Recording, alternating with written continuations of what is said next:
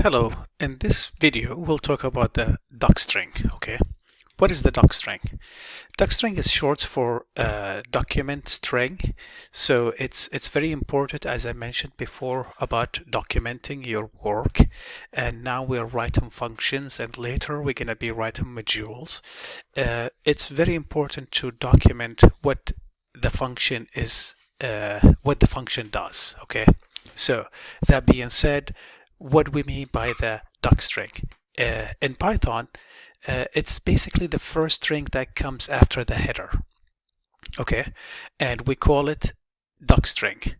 And as I mentioned before, it's short for documentation string.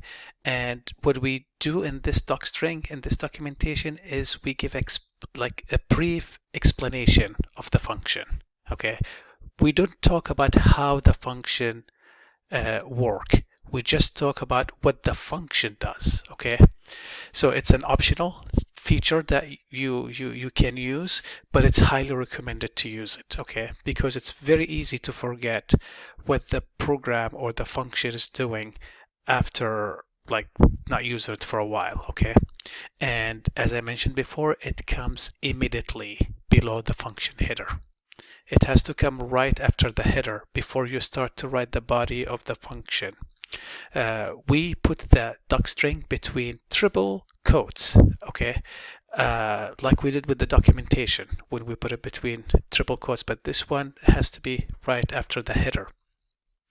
And we can access to it by using __doc__. Python understand that. When you do that in Python, we're going to see an example.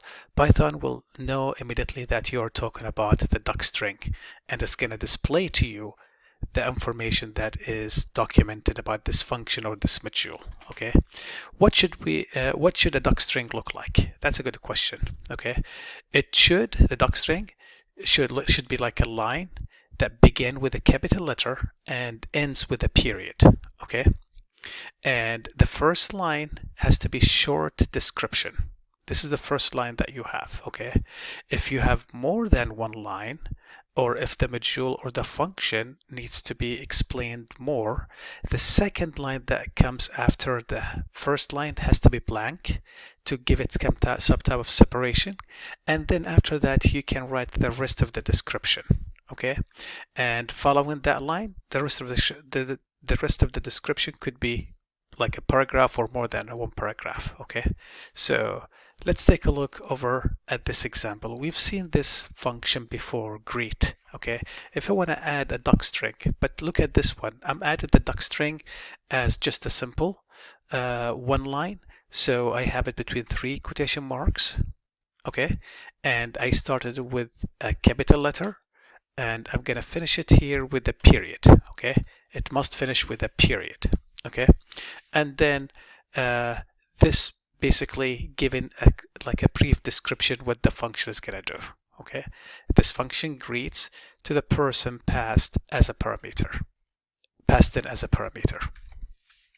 How can I see this line if I want to read it later on? Well, you can try yourself. Every other function that we have, that built-in functions, they also have a docstring. Okay, so if you go to idle shell, for example, over here, and if I say print, I want to see the documentation for example, the input function that we used a lot.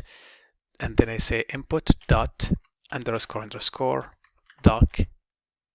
__. This is going to give us the description of it. As you notice over here, it follows the same rules that we said. It starts with a capital letter and ends with a period. Okay, it says over here, read strings from standard input.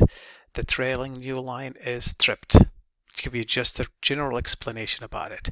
And then if there is more explanation about this function, the second line will be blank, and then you can write one or more than one paragraph to explain it.